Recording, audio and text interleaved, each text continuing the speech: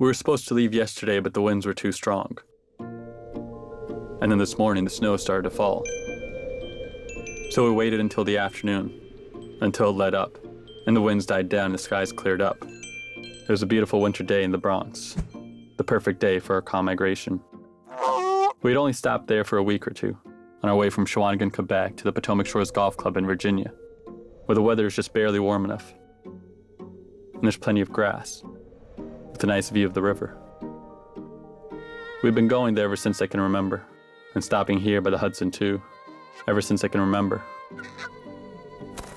Always the same path, but with ever-changing landmarks. Like the diamond-shaped green they tore down in Queens, that had blue and orange plastic surrounding my favorite lawn before they turned it into a parking lot. The Hudson is our last stop before the Potomac, and also my favorite. It's still one of the most beautiful places in the world.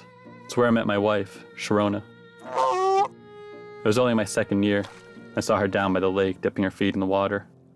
And I knew then I'd spend the rest of my life with her, doing summers in Shawinigan and winters in Virginia, eating grain and relaxing. And flying that same path for the rest of our lives, along with the rest of the flock. Even as the skylines all kept changing, we'd stay the same, and we wouldn't lose our way, because it's in our bones. It's instinctual, primitive. I look up at the sky a little before 3. Wind speed 10 knots, temperature -6, visibility about 10 miles. A perfect day to fly.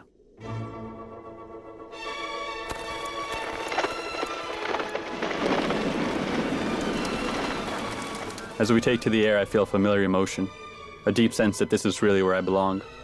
More so than the lake in Shawinigan, much more so than the golf course on the Potomac. I belong here, in the air, flying safely over all the noise, high above the city, that unintelligible mess of spires and skyscrapers, that island which became, for reasons unknown to a simple goose like me, the very center of all the world. This is where I belong. This is what God has intended for me and my flock. Canadian geese flying high above the Hudson on a cool winter day in January. This is all I was ever meant to do. But the engines came at us at 180 miles per hour. And my head hit the windshield, cracking my neck, killing me in an instant. The other birds at the front didn't have any time either, and the weaker ones in the back all got shredded just the same. All the kids, the first years. It was a complete and utter massacre. Among our fellow geese, the story will spread that it was because I wasn't looking, that I got distracted, pontificating about life and my place in the universe. Among the humans around the world, the story won't even mention our names. It'll just say that thankfully no one was hurt. It'll talk about us like an inconvenience, like a puddle you step in on the way to work. And at least one groundskeeper at the Potomac Shores Golf Club will think to himself, good riddance. Because all we ever wore to him were pests, and all we ever wore to the humans around the world was background scenery, or target practice, or alternative game meat. Because they never saw us as real beings, with real feelings and emotions, with homes that get too cold, and partners that we fall in love with for the rest of our lives. They never even considered that there was something outside of themselves.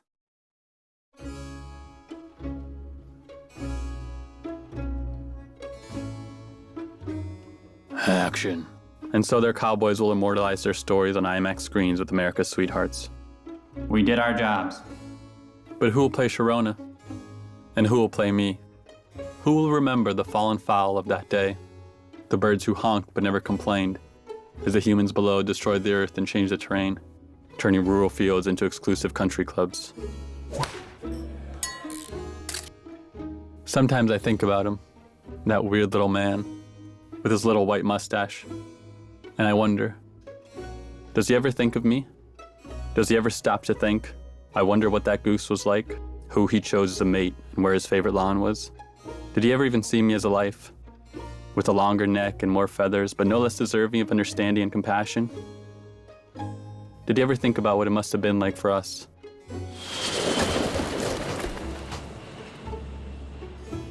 Whoa, birds.